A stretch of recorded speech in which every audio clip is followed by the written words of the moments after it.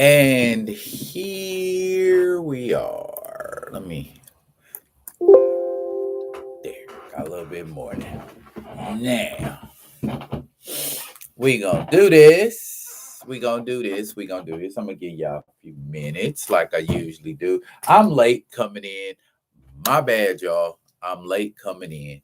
But I'm here now and I can chop it up with y'all for about the next 30 or so. Just kind of share my thoughts, let y'all know what's been on my mind, uh, and find out what y'all thinking about. Yesterday, um, I watched the episode of What If. And of the three I've watched, I have to say that one is the closest to being like a What If comic book. Okay, that first one, it was kind of what ify. You got Captain Carter, and that's that curve we're gonna flip roles. Okay, the second one, kind of the same thing. Roles were flipped. Peter Quill, Star Lord, Steve Rogers, Peggy Carter. But with this third one, the whole reality was just flipped and people turned up dead. Oh, my bad. If you have not watched the third episode of What If, you are probably going to hear some spoilers in this joint right here. So if you don't want that to be spoiled for you, that away. Go ahead and bounce out now. But like I was saying, death. People were getting killed. That's what happens in What If comic books. Your favorite characters get murdered off. Not quite unlike how reality is with T'Challa. So there's the comparison and contrast that I can make. Okay. Thor in this What If episode, dead. Tony Stark in this What If episode, dead. Hawkeye in this What If episode, dead. Black Widow in this What If episode, dead. The Hulk in this What If episode, dead. Now, imagine, if you will, that wasn't a what if. What if that was mainstream? What if that was 616 and Marvel Studios decided, oh, let's just kill them all and get us five more? No big deal. People would be outraged. So you can kill one Avenger, maybe two Avengers. But if you go around killing the whole assemblage and it's not a what if, people take none too kind to that. I, like I said, I was entertained by it. This is what happens um, with alternate universes. You have the possibilities of people being gone, and you have the possibility of people coming back. So I guess we should entertain that possibility since, you know, it's all about who. Who is it all about in this phase? And what I mean by who is it all about, like that ring,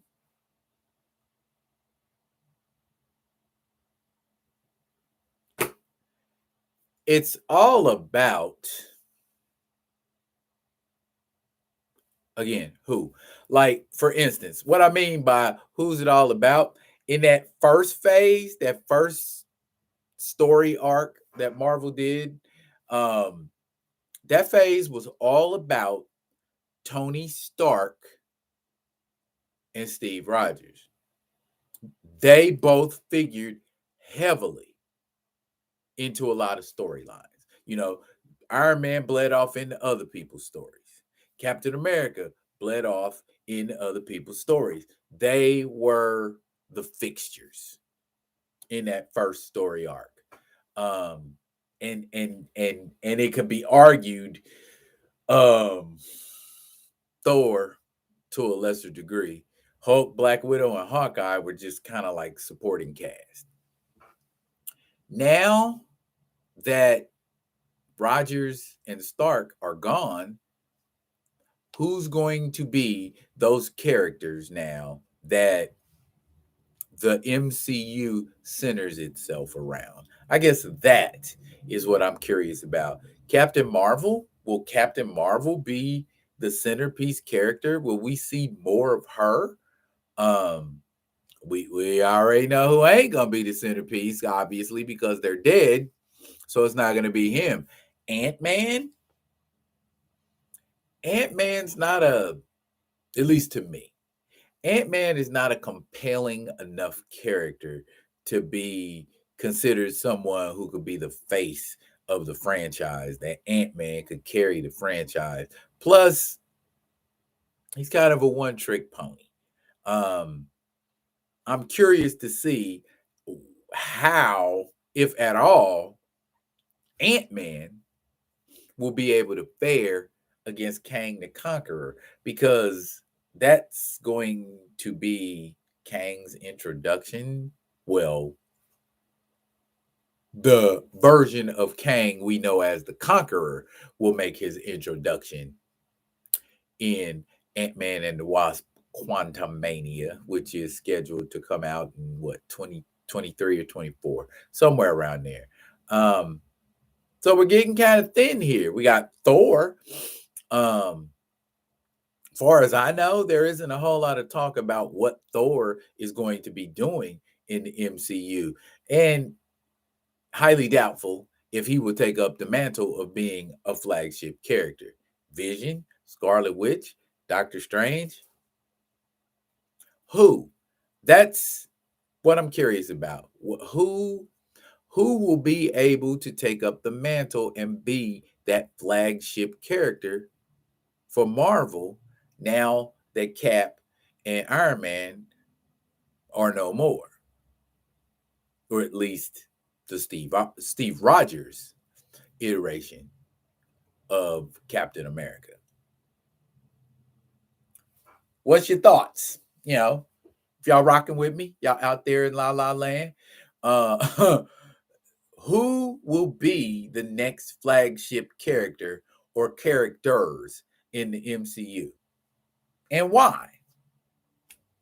Drop it in the chat. If you're live, if you're awake, who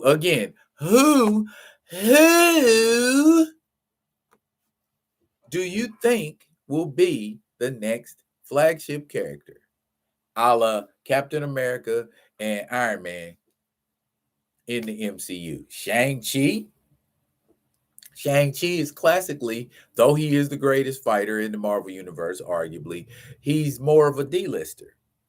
I mean, Shang-Chi never had the type of following a Marvel character should have to be considered flagship material, as it were. So it's certainly not going to be Shang-Chi.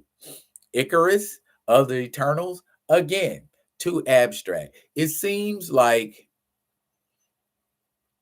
and correct me if I'm wrong, Marvel kind of blew their first load in that first phase. I mean, they took all of the heavy hitters that they could dig up out of the Marvel universe and crammed them all in that phase. You got everybody. So who's left to be a flagship character, to be somebody who's going to carry that franchise into its next phase successfully? I don't want to be a broken record, but I know who could have did it. I know who would have been able to do it if they weren't being murdered off by the powers that be. But that's where I'm at with that. Like I said, liked the What If episode. Keep them coming like that. If y'all gonna be busting out what ifs, bust out a what if like that. That makes it like, okay, looks like the world is being brought to its knees and there's nobody there to help with it. That's that was really cool. I like doom and gloom what ifs. If you watch my video about my favorite what if stories, one of the what if stories I listed was what if the Avengers had become pawns of Korvac. This wasn't necessarily that type of story, but they do have similar plot twists where all the superheroes you were expecting to save today get killed. So I dig that. I like that. I like how that went down. Um, Spider-Man, No Way Home. They finally dropped that trailer, and the fanboys lost their natural minds. Um, Gotta say, I'm a little bit more excited about seeing Spider-Man than I was prior to seeing the trailer, but at the same time, multiverse heavy. A lot of multiverse heavy stuff going on in that Spider-Man movie. If you have not seen the trailer, you know what? That's pretty available and ready to look at. Go look at the trailer. Tell me what you think. I can tell you right now, that trailer is Doctor Strange heavy. That trailer is multiverse heavy. I ain't gonna tell you what Doctor Strange is doing in the trailer, but I can tell you that Doctor Strange figures prominently into that trailer.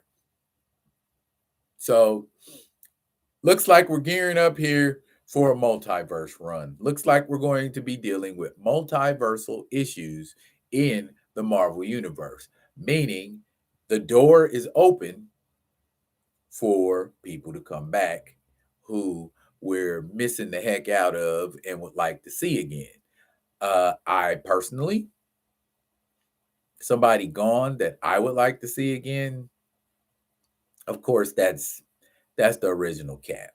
Or I would just like to see Steve Rogers. He can be 90-year-old Steve Rogers. I would like to see Steve Rogers and see what's going on with him. Old Steve Rogers became the head of Shield in comic book canon. So just because he's old withered Steve Rogers don't mean we done with him. Like I said, I enjoy Steve Rogers. I enjoy him obviously as much as somebody like Lizzo does, but Steve Rogers is a cool character. Again, speaking of Captain America, it's been announced Cap 4 with Anthony Mackie. I don't know where I'm at with Anthony Mackie Captain America. Is Cap is Anthony Mackie Cap the face of a franchise, or do y'all think he has the chutzpah, the spunk to carry that franchise? Can he step into those shoes successfully and do what Chris Evans was doing in those in that T'Challa world, in that Captain America world, in that Iron Man world, in that Civil War world? Is he gonna be universal across all movie lines, character movie lines, storylines, that kind of a thing? Just how Iron Man pops up in Spider-Man Homecoming because he's the financier of Spider-Man, so to speak. So he's popping up there. He's making cameos in the Incredible Hulk. He's in Civil War. He's in his own set of movies. Are we going to be seeing that kind of exposure? with Anthony Mackie? And if so, how's he gonna come off? You know what I was thinking about the other day? Um, how is Anthony Mackie, Captain America, going to deal with some of the threats that he's going to face?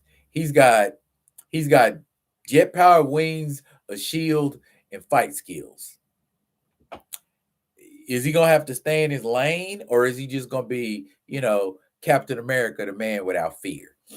I know I'm real heavy on this MCU tip, but I'm wanting the MCU to be good. You know what I mean?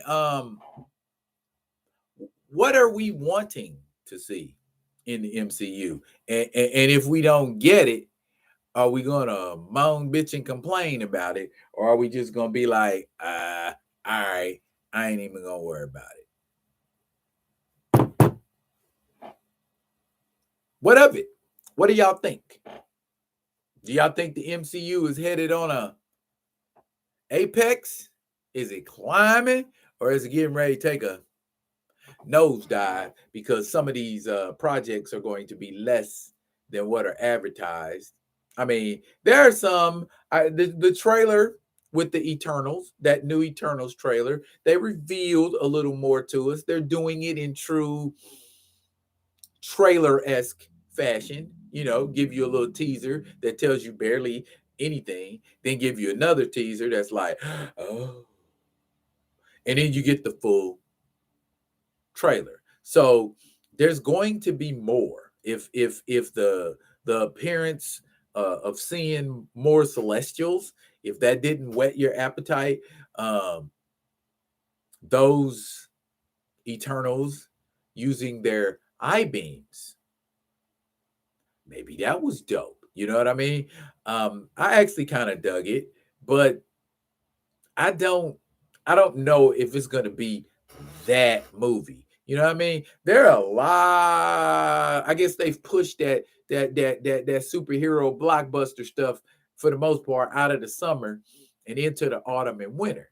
Because Shang-Chi comes out in September. Um, Eternals comes out in November. Spider-Man comes out in December, and also on the DC side, I believe we got an Aquaman 2 that's supposed to be coming out during that season too. So it's going to be a lot of superhero stuff for you to watch. Oh, and not to mention the second Venom movie here coming out in September too. So the fall and the winter is going to be heavy with a lot of superhero stuff. So what projects? See, I'm asking questions. Y'all ain't saying nothing. Y'all better talk to me. What project are you most excited for? Are you most excited for Shang-Chi? Are you excited for Venom? Are you excited for Spider-Man? Are you excited for Eternals? What movie that's coming out here in the next couple of months here are you really anxious to see? Me, what am I anxious to, what am anxious? Anxious is a strong word. What am I? Well, let's just keep it a buck. What am I anxious to see? Most anxious to see? I ain't gonna lie. Shang-Chi. I'm most anxious to see Shang-Chi because number one, I need that martial arts action to be on point, and I'm purposely avoiding all of these cats who done been to the previews and all these cats that done saw these advanced screenings and that type of thing. I've been purposely, and I don't do that often. I'll be all up in some stuff, peeping out previews and trailers and teasers and all of that. But I have purposely been avoiding all of this information about Shang-Chi because I want to experience it firsthand for myself. Martial arts action. I heard somebody say, it's kind of like a cross between the action is like a cross between Jackie Chan, a Jackie Chan type movie, and Ip Man. So I like Ip Man movies. Matter of fact, I like pretty much all the Ip Man movies, the Donnie Yen ones. Put it like that.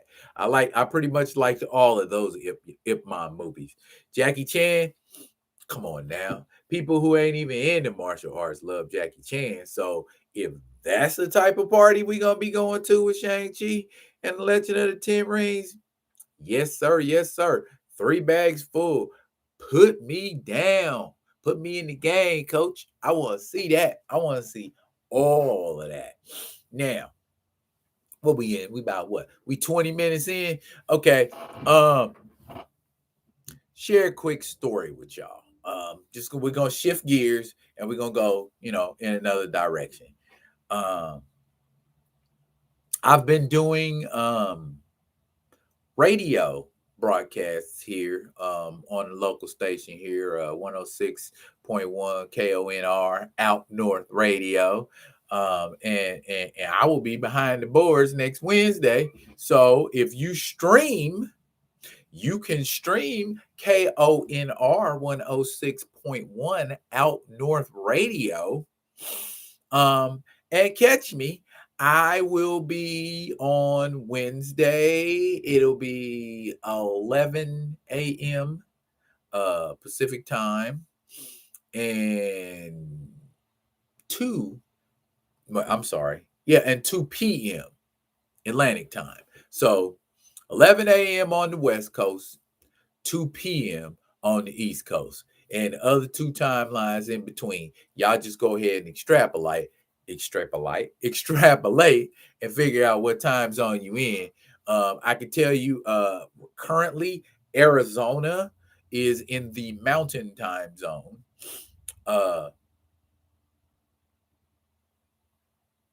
Didn't I say KONR? I didn't say KONR. What did I say? I say KONR, KNR, any KONR. There we go. 106.1 FM Out North Radio. It will be, like I said, it will be streaming. But gal I was on with, she was telling me a story. And her name's Jasmine. She's a really nice lady, and she's a hustler, even though she don't like people to tell her she's a hustler. She's just not lazy. That's how all of us should be. We should get things done. And I do need that flash drive from you, Miss Jasmine, if you are watching or you are tuning in. But anyway, she told me about this story, true story here. She was out with some friends, and they were, kind of chit chatting, and she had her babies with her. She had her babies with her, baby, twin babies. And for the most part, she's following protocols, and she's got a mask on, and she's doing what she's supposed to do. But this lady, she was that color right there, not this color right here. So I'm gonna let y'all figure that one out for yourself. This color right here, not this color right here.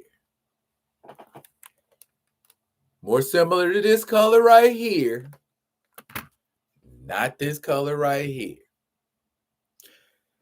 She leaned down and said to this child, I think Jasmine babies can't be no more than 10. They can't be no more than 10, 11 years old. And said, it's because of little heathens like you not wearing your mask that's making this thing be drawn out. Needless to say, Miss Jasmine caught wind of what the Karen was saying to her baby and stepped to her like, what you say? And you, in order to appreciate the situation, you have to know Jasmine. Jasmine wouldn't hurt. She's one of them people wouldn't hurt a fly, or at least she looks like she wouldn't hurt a fly. And she carries herself, very graceful, very, smart. And it's just an example of when somebody say something to your babies, to your little ones, all bets is off. Why would you call somebody's child a heathen? because because they're not wearing their mask. You gonna call somebody's child a heathen? What? Bruh, bruh. If that was me and somebody called D-Real's child a heathen, y'all be reading about it because I'm not having that. She'd have to pull that one back. You know what I'm saying? And otherwise, I'm sending one of my ghetto gully sisters to handle that. You know what I mean? Because like how would you feel if somebody called your child a heathen? A heathen. The only time we use the word heathen is when we talking about somebody who is just absolutely not right and needs to get they she's night together. This is a 10-year-old child. You call it 10, unless that 10, 11-year-old child was doing something heathen like, and from what she said, the boy was only playing hopscotch.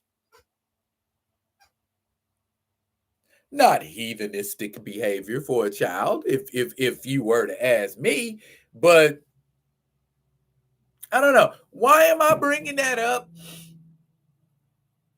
I have been having issues with society in general being,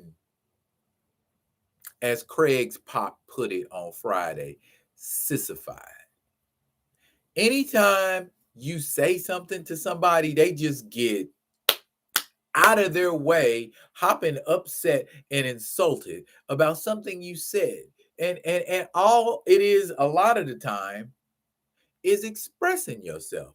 Now, this woman being upset about the fact that this child didn't have a mask on, there are ways to handle that. First and foremost, talk to the parent. You do not square up with no little bitty child and tell them they a heathen, especially not no black child. You tell a black child they a heathen. Here's my rule. People can talk all they want to. If you talking to me and you saying disrespectful stuff, I'm gonna talk to you and say disrespectful stuff. And you know what? That's what I teaches my kids too. People don't talk to you any kind of way they want to talk to you. People don't treat you any kind of way they want to treat you. And I ain't saying put your hands on nobody until they put their hands on you. I'm not advocating violence. I'm advocating self-defense.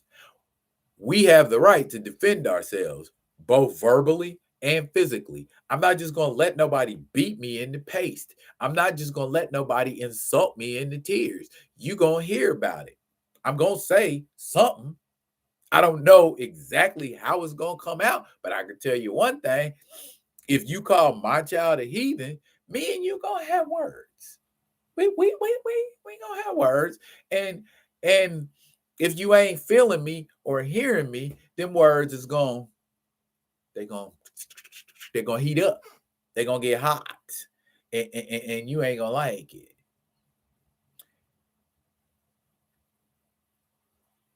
That happens. If you in the wrong, you have no right to be offended. You have no right to say, I'm calling cancel culture. We want to cancel that person because they cursed me out. Well, you talk to their kids funny. Why wouldn't you get cursed out? Why wouldn't you not deserve that cussing out? If that kid was doing something that warranted them being called a heathen, I'm feeling that. Okay, get your heathen kid if they doing something heathenish. But last time I checked, playing hopscotch is not heathenish. You know, and like I said, it talks to a bigger picture of us not being able to take it. You know, where there was a time, right, where if you was a kid, getting teased and getting messed with was something you had to look forward to at some point. Somebody was going to say something to you. Somebody was going to try to clown you. Somebody was going to try to tease you. You know what I'm saying? And that enabled you to grow a thicker skin, or the ability to ignore that a little bit more, not get all hot and in your feelings, and wanting people to sympathize with your position because you're crying and moaning about it. Excuse me. And want somebody to be like, well, yeah, I sympathize with what you're saying. That wasn't right. Let's go and cancel that person. Let's go and cancel that idea. Cancel culture. I That's another thing that I'm I'm not going to subscribe to it anymore. As of this point right here, and somebody said that to me a long time ago, that there's no such thing as cancel culture, and I didn't understand what they meant. But now that I've had the time to get thoroughly fed up with it, I understand. If you subscribe to cancel culture, then it exists with you. But if you like, especially people like every now and then I do a little stand-up comedy in places, and it's like stand-up comedians got to be ultra mega careful about what they say, otherwise they're gonna offend somebody, and if you offend somebody, then you're gonna get canceled. My dog making funny sounds and scratching, so I had to make sure that was in fact my dog and not somebody coming in my house that I was gonna have to. Anyway, me and cancel culture are done. Okay. Um, y'all need to stop being soft like table margarine, is what y'all need to do. Y'all need to be able to take a couple shots. You know what I'm saying? Verbal shots, I mean. And before you just break down and cry, or go complaining to somebody. Like, I was reading in the news about Lizzo, and that she was on her social media crying because somebody had made comments about her weight. I remember there used to be a whole cavalcade of jokes exclusively about fat people. There used to be a plethora of jokes exclusively about people who were deemed, quote unquote, unattractive, ugly people. And ugly people didn't cry. Fat people didn't cry, or maybe not externally. But it's mean to say things about people. Yeah, but we know that there are a-holes in the world, and a-holes are going to say a-holish stuff. You're not going to cancel every a-hole on the planet. Sorry, it's not going to happen. So you got to learn to be a little more thick-skinned. Ah. Do you want to be on the show? Come here. Look, it's Khaleesi, y'all. Say hi to Khaleesi. Khaleesi is my puppy. And you like being here with Daddy, don't you? Yep. Or she's got to go to the bathroom. So if you're an animal lover like me, I'm not going to leave my doggy holding her pee forever and a day. If her ears pop up when she hears the word outside, see that? That means she wants to go outside. Outside. You can't see the tail, but it's wagging. She wants to go outside. So, as much as I would love to stay and kick it with y'all, I got to be a good dog owner and take care of my dog. Um, what was it that I talked about on this live that has piqued your curiosity, or that you want to make a comment about? Is it about cancel culture?